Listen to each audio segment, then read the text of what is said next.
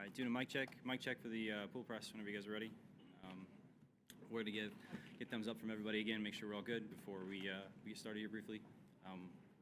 Wait for everybody to file in, and we'll get some audio checks in, so wait to give it a few seconds for everybody to get set up before I talk like crazy here.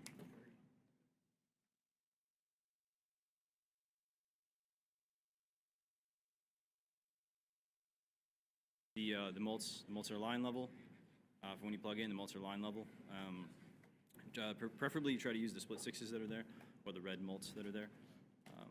Don't try to use that box on the ground anymore. There's not really much left in that, so use the split sixes or the red mults on the ground, please. All right, doing some checks for you guys. Make sure you can see everything here, everything just fine for the pool. Pool folks, just give me a thumbs up when you guys are all good on audio and everything. Same with we'll just start from left to right. Just everybody give me a thumbs up. Make sure everybody's good to go. Awesome. That way we're not struggling last minute here. Okay, pool folks, are you guys good? See pool cam? You're good? Okay, awesome. I'm gonna get out of here. Sweet.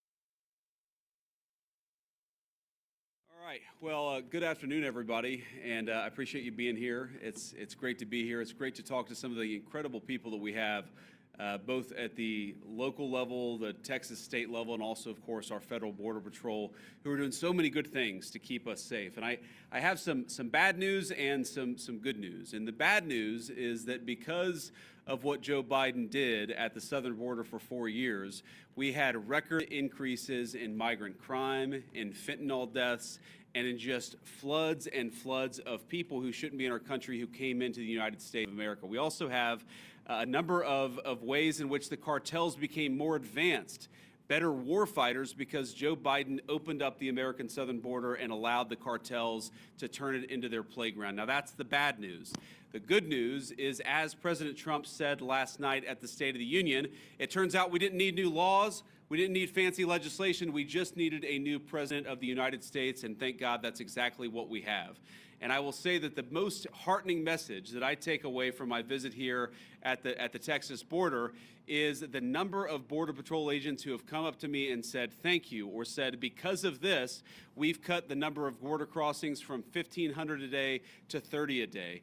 Or the people who have come up and said we've seen a reduction in 85% of the number of people who are dying at the American southern border. And every single day that we continue to keep this border safe, that means less migrant crime, that means less fentanyl coming into our communities, that means more safety and security for the people of the United States of America. And of course, we know the border problem, the border crisis under Biden's administration was a national crisis, but it acutely affected the community here. And I've already heard heartbreaking stories of people who are still picking up the pieces, local mayors who are still dealing with the budgetary consequences of what the Joe Biden administration allowed to happen at the American southern border. And that, too, is something that President Trump is going to help address, help fix, and help solve.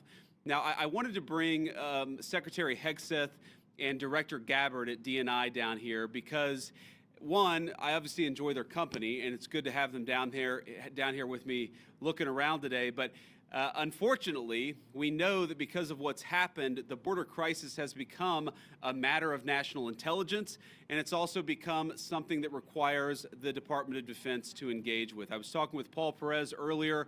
The drone technology that the cartels are using requires, unfortunately, a military response and military support. So it was important for Secretary Hegseth to see what's going on because we know that the millions and millions of people who were let in over the last 4 years, many of them are connected to foreign terrorists. It's important for our leader of national intelligence to get a sense of what's here on the ground. So before we take questions from the press, and all of us are willing to take questions, I want to give Secretary Hegseth and then Director Gabbard an opportunity to say a few words themselves.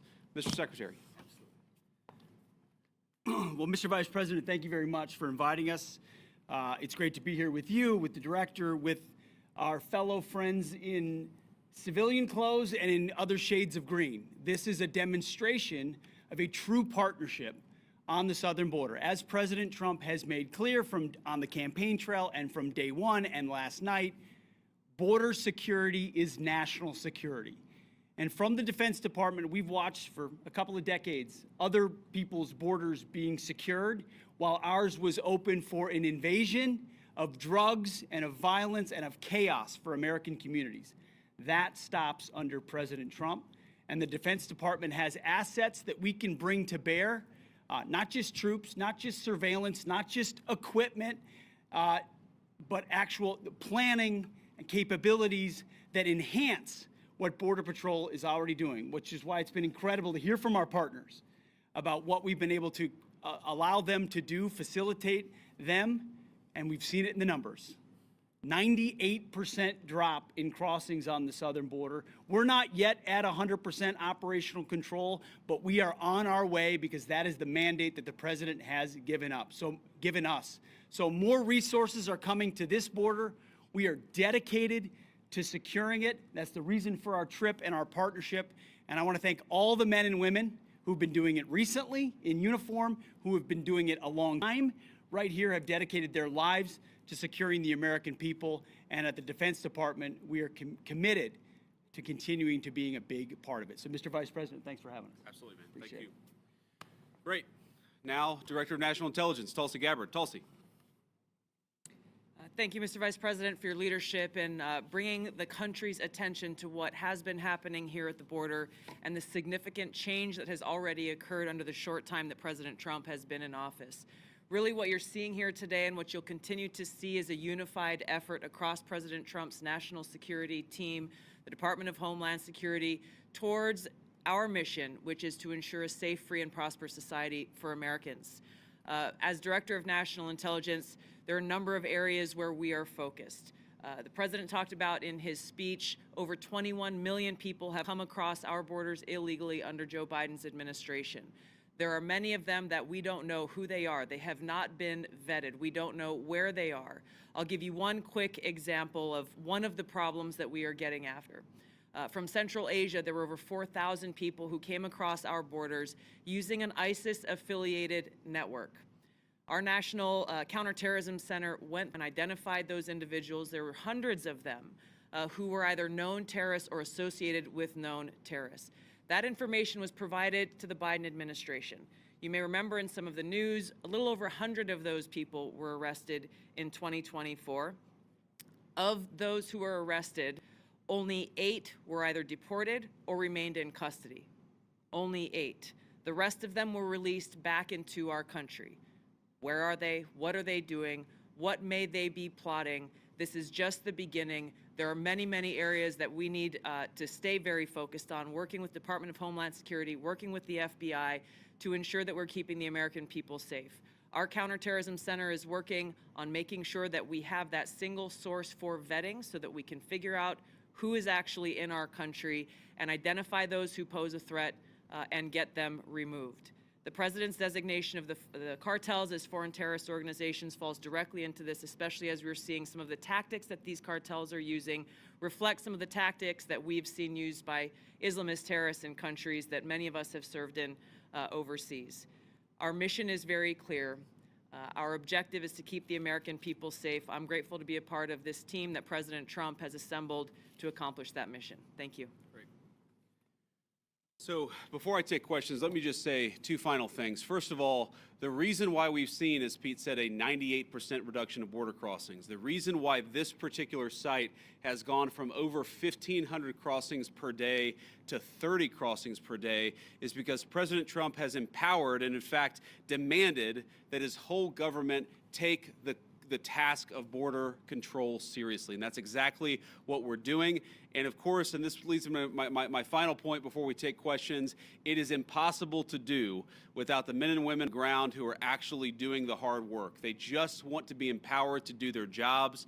President Trump has made that possible. So from the bottom of my heart and for a grateful nation, to every person I've met here today, thank you for working hard on the American people's business. It's been an honor to be with you. It's been an honor to see what you do, and we're going to keep on supporting you over the next 4 years. Congressman Gonzalez, thank you for being here, and thank you for your leadership. And now we'll take some questions from reporters. Sir.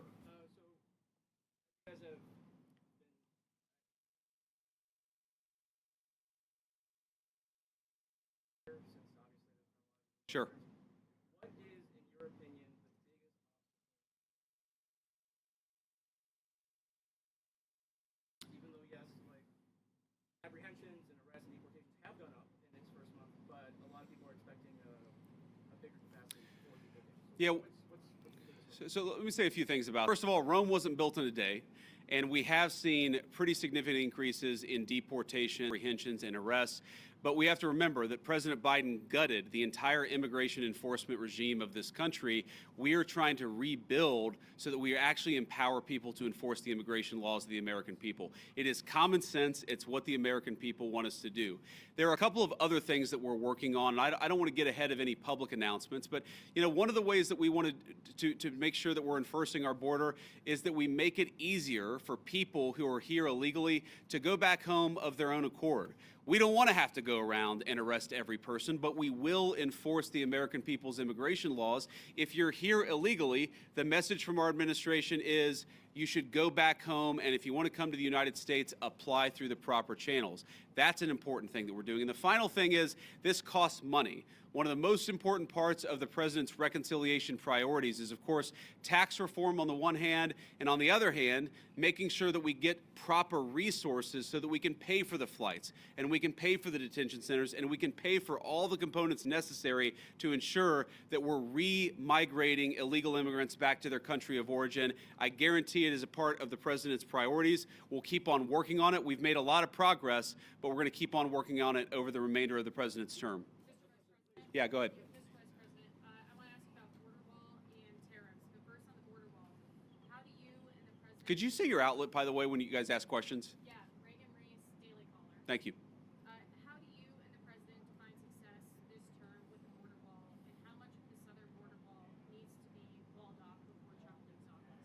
Well, look, I think the President's hope is that by the end of the term, we build the entire border wall. And of course, that's the physical structure of the border wall itself. But we even heard today, there are so many good technological tools, so many great artificial intelligence enabled technologies that allow us, for example, You know, a camera, not a person, but a camera picks up somebody 2 miles away who's about to come across the southern border. Maybe it's livestock, right? Maybe it's a, you know, a critter in the desert. Maybe it's a human being with a weapon on their back. We're using artificial intelligence to make us better at the job of border enforcement, but we've got to make sure that technology is deployed across the entire American southern border. We're going to do it as much as we can, as broadly as we can, because that's how we're going to protect the American people's security. Yeah, go ahead. Last time they were paused because they deployed 10,000 troops to the border. What can they do this time to make the tariffs go away? Well, what the president has said is we need a sustained commitment from the government of Mexico to take the job of border security seriously. Fentanyl is the single largest cause of death among young Americans, and we know that a substantial portion of it is, you know, the precursors are made in China. They come to Mexico, they're manufactured in Mexico and brought across the border by the Mexican drug cartels. We want to see fewer Americans dying of these terrible fentanyl overdoses, when we're going to apply as much leverage as possible to the Mexican government as possible. You know, in some ways, look, the president obviously cares deeply about the American people. He serves the American people first. I actually think he's doing a huge favor to the people of Mexico, because if they don't get control of these cartels, the people of Mexico are going to wake up in a narco state where the cartels have more power than their own government. President Trump is trying to help. The Mexican government needs to take this issue of immigration enforcement seriously. In the back, yeah. Go ahead. So since the designation of the cartels as terrorists, does that give the United States a green light to go into Mexico and to strike them there? I mean, right now, obviously, they've struck in the Houthis in Yemen, so why not, when we see cross-border violence, go after them in Mexico? And then my second question is about the designation. I'll follow up on this. Go ahead and ask the second question. Why isn't the Juarez/La Línea cartel designated when it's in one of the most deadliest places on the planet? Juarez has been designated as one of the deadliest cities. It's right across from El Paso. We've talked to community leaders. They say we know Juarez cartels operating in the U.S. and so are their affiliates. We don't even want to talk about it out loud though, because it will put a target on our back. They're scared. Border Patrol even thought they were designated, but they're not. So. Department didn't tell me why. So on that, we're looking at additional organizations. Obviously, this is the determination of whether to determine a particular organization, a terrorist organization, is something that we consult with our leaders of the Department of Defense. We also consult with our friends in other governments. We maintain the optionality to designate further organizations, terrorist organizations, if we feel that we need to in order to protect the American people. And I think President Trump has made it very clear he's not going to be shy about designating some of these cartel organizations as terrorists if he thinks he has to protect the American people. Your first question was about... Oh, sorry, yeah. So look, I'm not going to make any announcements about any invasions of Mexico here today. The president has a megaphone, and of course he'll speak to these issues as he feels necessary. But what designating cartel organizations allows us to do is deploy the full resources of the United States military to engage in serious border enforcement. Of course, the president is going to make the determination about how we deploy those forces, but our hope is that Mexico takes this job seriously. We don't want to have negative relationships with the Mexican government. We want the Mexican government to help itself, but also in the process to help the American people by taking these organizations seriously. It's going to destabilize the entire country of Mexico, the entire government, if they don't take it more seriously. We're hopeful that they will. And if they don't, then of course, we'll figure out what to do from there. So, you just mentioned something about invasion of Mexico. Was military forces going into Mexico? No. Next question.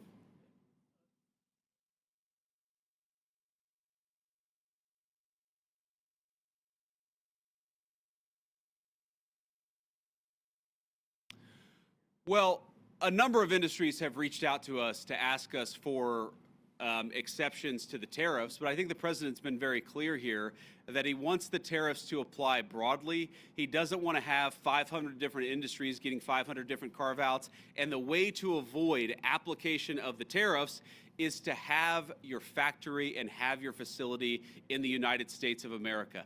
That is the way. Invest in America. That is how you will avoid being penalized by these tariffs. Sir.